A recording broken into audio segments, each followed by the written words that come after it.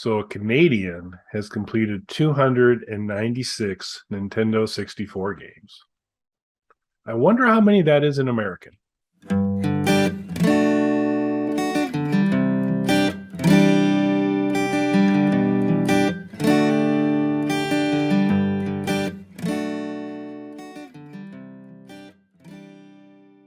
Bog Panda. Hi, everybody. Welcome back to Bog Panda. I am Kelly at KELLYTHUL on Twitter and Instagram. Death before metric. I am Dr. Mike at Official Pagan on everything. Make sure you guys like, subscribe, leave a comment, leave another comment, leave a third comment. We know you want to. Check out the merch store. Do everything you guys need to do with your notifications to make sure you're catching every episode of the show. Yeah, I don't know, like in the Dungeons and Dragon, chaotic evil, chaotic good, all that kind of stuff, where I would fall, but I am pro metric, but also pro electoral college. So I don't know. Those don't typically go together. So yes, folks, we'll continue to tease at some point. There'll be the long held debate on the electoral college I on can't Bog wait. Panda. We just got to find there's like a million people that are going to be on Team Mike on this, and I'm still seeking my person that can jump in on the Have we pro. reached out to Alex Jones?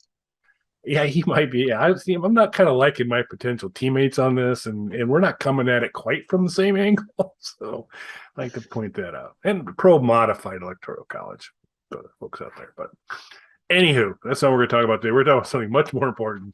Nintendo 64 games. So this gentleman on Twitch who goes by AceGamerSam took it upon himself to secure and complete 296 Nintendo. So basically all the Nintendo 64 games that were released in North America. Okay. 296. He finished them all. Got to the end screen on things, whether it was GoldenEye or, I mean, in some of them, I think there were some debates on, what's finished mean? Does it mean you've done all the scenarios, or you just get to the final boss and finish them off? But he kind of went more with the final boss, finished them off, I'm done, type thing. But 296 games, got them all done. Put a whole bunch of stuff out there on Twitch on it. Pretty impressive feat, in my opinion. Your thoughts? Yeah, definitely. So Nintendo 64 is an interesting thing for me. I was a huge NES guy. I really, really like Super Nintendo. I preferred Sega. I was a Sega guy, definitely during that era. But I really, really like Super Nintendo. And some of my all-time favorite games are on Super Nintendo, like Castlevania 4, for example. Super Nintendo had some stuff I didn't like, and it also introduced, I think the first time I'd ever seen it, at least, some of those later Super Nintendo games had loading time on cartridges, which was kind of a thing that led to the Nintendo 64 of just Nintendo not letting go of the cartridge system and insisting that, CDs were kind of a fad and disc media wasn't going to take off. So that was always kind of weird to me. And I think at that point I'd made the jump to PlayStation, and I was already a PC gamer, so I was used to disc-based systems, and I was so embedded in PlayStation around that time that I really kind of missed Nintendo 64 the first time around. And it was really a few years later, after the system had kind of died off, or at least lost support from Nintendo, friends of mine who already had Nintendo 64s, just hanging out with them and playing games like GoldenEye and things like that, and really kind of seeing all the cool stuff that was on the system, not Superman, but seeing all the kind of cool stuff that was on the system, that I got an appreciation for it later. Yeah, so big Nintendo 64 guy here. Uh Although I say that, and then I go, I've only got about like 22 or 24 games. So when there's 96 of them out there, I'm feeling a little bad about that. I don't have You know GoldenEye. what? It's funny you say that, though. Thinking back on it, my friends who all had it, like, I don't remember anybody with a library that big that this guy has played. And like my friends were, I know that might sound great, like my friends were big video game people. These were all people who every system they had, a couple hundred games for. Yeah, yeah. So I mean, Mario parties, Mario Kart, um, Snowboard Kids, which took me forever to find because that was okay. So Grandpa Kelly on the porch here.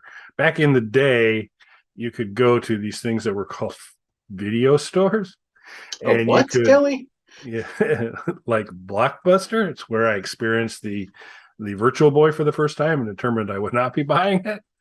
Blockbuster Kids was like the hard copy backup of Netflix. Yeah, there you go. Pretty darn close to that.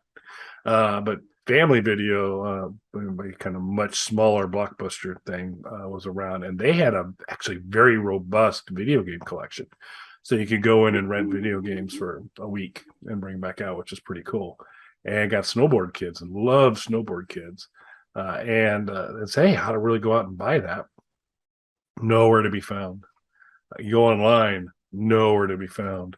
So I eventually did find one, paid kind of a premium for it, and I'm pretty sure it's not like part of the official production series, but it is Snowboard Kids and it plays like Snowboard Kids, and so I enjoy it. So it's good. It's a good game. It's really fun.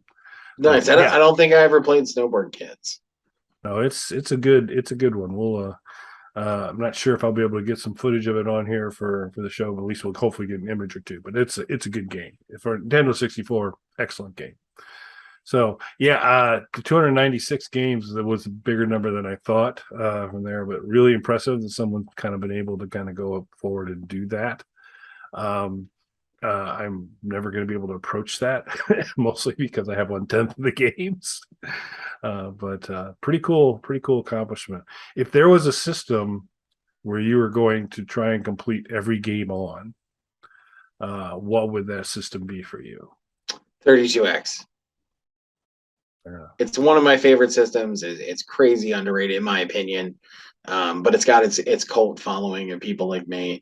There's even a 32X book that someone wrote, so that it's not just me who's a big 32X person, but also there was a lot of games that like most people like didn't get to play the first time around because unfortunately Sega, before the system was even on shelves, pulled support for it. So it was kind of a failure before it ever came out. Most of the orders for it never shipped for 32X. So most people even purchased one through a store never got it. And that was because of the infighting within Sega as a company. But a lot of the games, of course, were canceled and not released. So there's not a huge library for it either. So I feel like it's a lot more doable than that. Like there's maybe 40 games or something like that for it. So I feel like I could actually do that. That's an accomplishable goal. And of course, the games like Mortal Kombat and Doom and things like that, I've already played through multiple times. Very good. What about you, sir? For easy, super easy. For me, it'd be the Amico, and hey, I'm done. How about that? That was Pretty excellent, good. sir. Piece of cake. So some people don't appreciate my Amico humor. We found out in the comments, but there you go. So cool. Well, I mean, to their credit, you will be able to play Amico games soon because they're licensing them off to other platforms. It's true. But no, I'm talking on the Amico console. Right. That's where I'm officially done. I have played every Amico game available on the Amico. First person to do it. So there you go.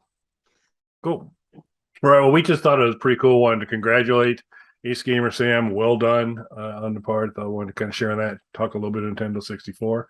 And we'll catch you folks later. Thanks for watching. Thanks, everybody.